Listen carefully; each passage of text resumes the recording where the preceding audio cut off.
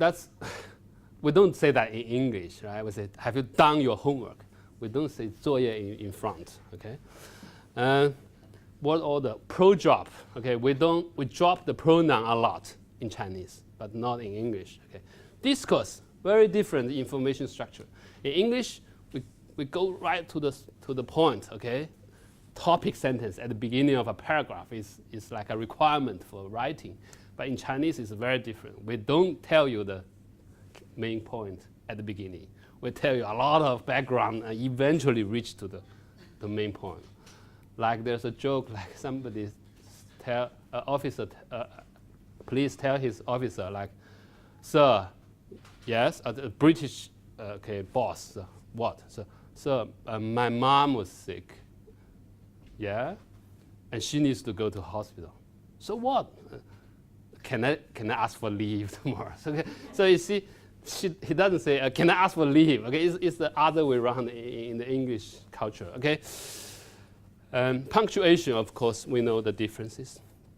And then the differences between English and Chinese grammar is huge differences. For example, in English, we have case, like she and her, right? But in Chinese, ta, ta, no difference, okay, no case. Number markers, we have singular, plural in English. In Chinese, we normally don't show it, but sometimes we use 门, 些, okay, to show pronoun. But quite often, we don't use it. Agreement markers, in English, we have third person singular, right? Plus s, okay, but in Chinese, no. Tense markers, in English, we have a past tense, a continuous tense. In Chinese, we have 3 markers, 者, 了, 过, okay? And mood, okay, in English, we have subjunctive mood, if I were you, okay? But in Chinese, no such mood. Articles, we have the, but in Chinese, we don't have it. Okay, those, I just mentioned those very quickly. Now let's focus on some concrete examples. Parallel corpus exploration at lexical level, at syntactical level, and at discourse level. The first inquiry is at discourse, at lexical level. So just now I showed you about red versus 红, right? Many people would think red is equivalent to 红. Do you think so? We call this translation equivalent, okay? And so if you see red, you automatically translate it into 红. But is it always the case? So we want to use the corpus to tell us some facts, okay? Using statistics, okay?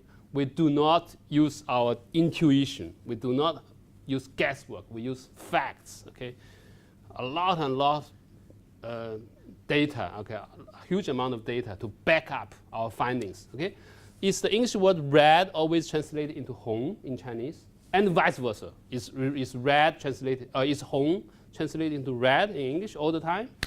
And then, more interestingly, we want to know what are the ideologies behind red and 红? Okay, you know ideology? Okay, well, typically in Chinese, we have one ideology behind red is happiness, right?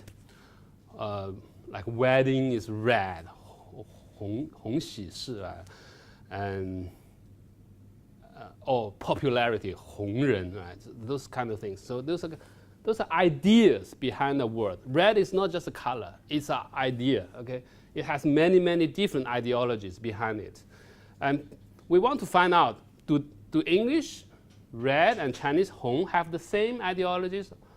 Do they share some, or are there unique ones belonging to each of them? So we don't know. We need to find out. So let's try to explore this. So let's search the results of red. Just now we saw it on the screen, right? We found 288 examples of red in the English novel, 0.8 million words, which is like 0.036% of the total corpus. And interestingly, 264 red are translated into 红, okay? That's quite a lot, okay? You would think, oh, that's so. Seems to be the word red in English is automatically translated into Hong almost, most of the time. But there are 24 cases that are not translated into Hong, okay? Let's find out what are they. Okay, red translated into Hong, what are the ideologies behind, okay? The first is the color, okay? Hong is a color, right? So it's very typical, it's the most common usage, Hong as a color, red as a color. For example, for describing objects, red envelope, red things, red decoration, red flag, etc., red sky, red envelope, okay? Or color for describing body parts. This is very common, okay? People use the red color to describe our body. Red hair, red-headed, red nose, red lips, red face, red legs. A lot of these examples in the corpus. Okay, these are kind of standard translation. But what about other ideologies? Okay, when we look more in depth, we found something interesting showing up, okay?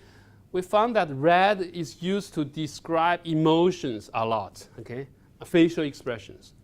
For example, red means anger, okay? Like he went very red and stood up in the boat. Okay?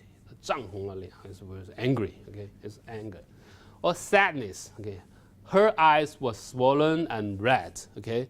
Red means she cried, okay? That's made her eyes red and is sad, okay?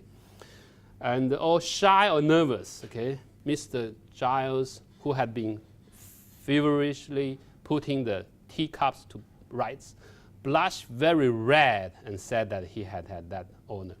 Very red, 涨红了脸, okay? Blush, okay? Shy. And sometimes it's a physical condition, okay? He was stout, loud, red, bluff, and free. We don't often use red to describe a person. He's red. Well, here the color is not. Is he a red person? No, he's not. But red here means very strong, very healthy. Okay, strong. Okay, good, healthy, and that's we call it 红光满面. Okay.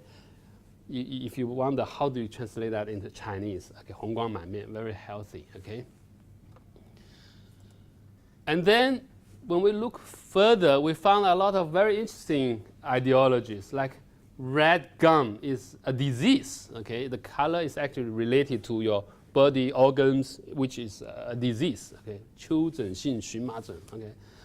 Or the layers of red and white in a side of streaky bacon, okay, red and white. Red here actually means the lean meat. We call it red meat, right? Okay, red can mean meat, okay, lean meat.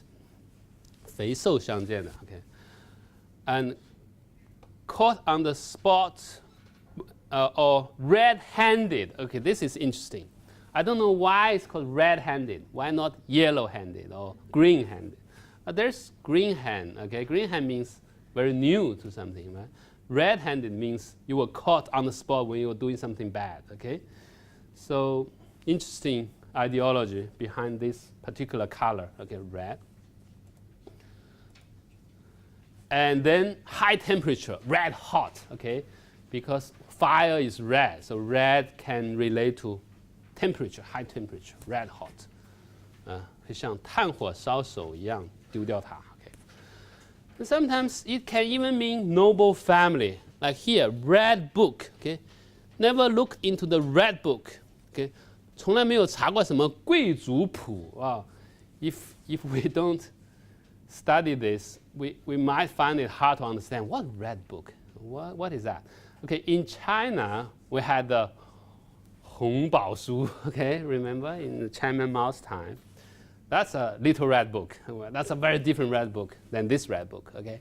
In Chinese and English are very different. Okay, the red book here means the noble family, family history book or something. Or red can mean blood, okay? Not a sign of red in it anywhere else. 脸上找不到一点血色，血色就是 red, okay? Okay. Just now we saw red. Okay, we found some ideologies. quite a few, but how about Chinese? Are there even more? Okay, so after search, we found 470